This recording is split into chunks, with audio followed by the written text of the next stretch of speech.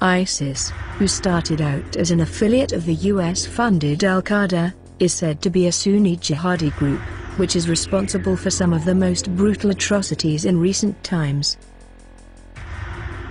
The official story of ISIS and how they came to be, seems to be shrouded in as much propaganda as the day-to-day news reporting.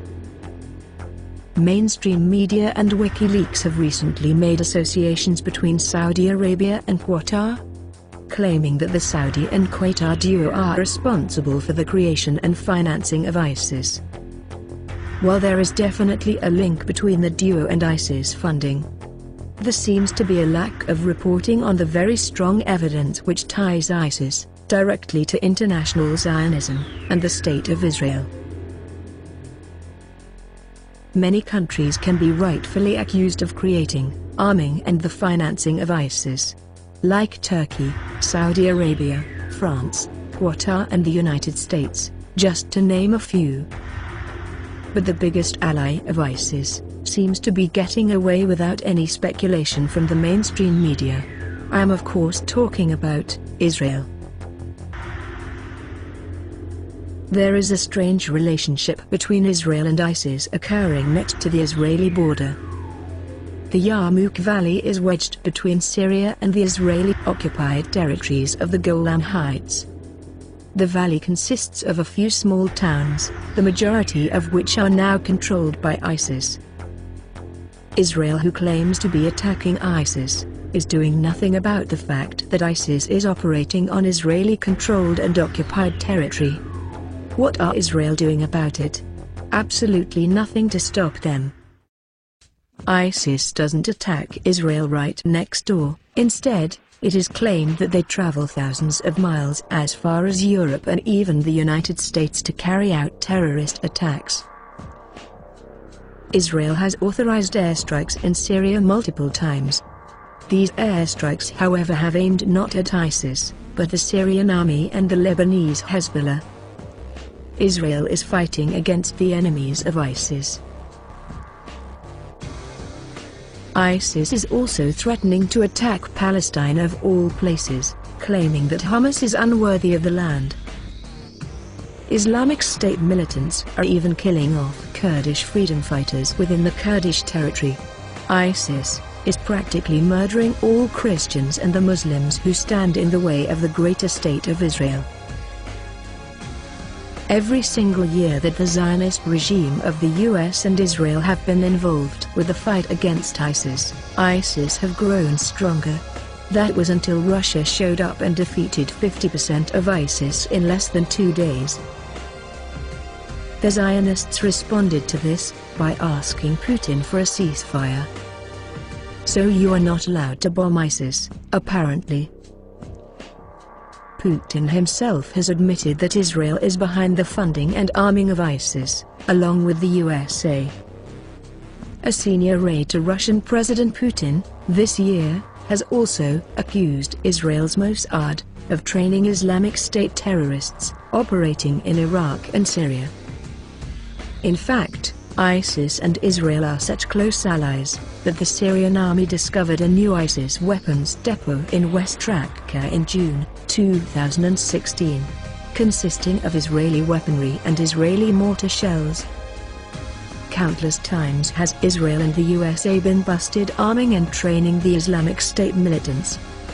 Yet, none of these facts seem to be worth a mention in the mainstream media, besides a few articles. Back in 2014, a report submitted to the United Nations Security Council by UN observers in the Golan Heights, over a period of 18 months, observed Israeli Defense Force in regular contact with members of ISIS. Israeli officials at the time initially denied this, and then later conceded that Israel had only interacted with members of ISIS for humanitarian reasons. Of course, this was later debunked by the UN, who actually had evidence of IDF and ISIS collaboration. The UN observed numerous wounded militants being transferred by armed members of the opposition, from the Bravo side, across the ceasefire line to the IDF. The UN also observed ISIS receiving numerous amounts of cargo by Israeli Defense Force soldiers. When it was revealed that Israel and ISIS were using a UN-restricted zone, the Golan Heights, to collaborate for more than humanitarian reasons, absolutely nothing happened. Nobody seemed to care. The Israelis are the masters of disproportionate responses, and a lot of other unfortunate things. They're of course pursuing the Oded Yinon plan for dismembering their neighboring countries. This has been the Israeli long-term strategy since the 1970s, when Oded Yinon published it. So, it's not surprising that the Prime Minister of Israel would visit ISIS fighters in hospitals where they're being treated in Israel. People need to understand that ISIS is the Israeli strategy in the Middle East, to establish control of Syria, Palestine, Iraq, and the oil fields of the Middle East, by allowing ISIS to do the dirty work for them. In 1967, Israel occupied Syria's Golan Heights, expelling most of the Syrian population. Approximately 130,000 Syrians were driven out and most of the Golan's 200 villages destroyed, according to a 2010 investigation by the Tel Aviv newspaper Haaretz. Today, 22,000 Syrians belonging to the Druze minority community remain amid a similar number of Jewish settlers. The settlers are spread out across 30 settlements, all of which are illegal under international law.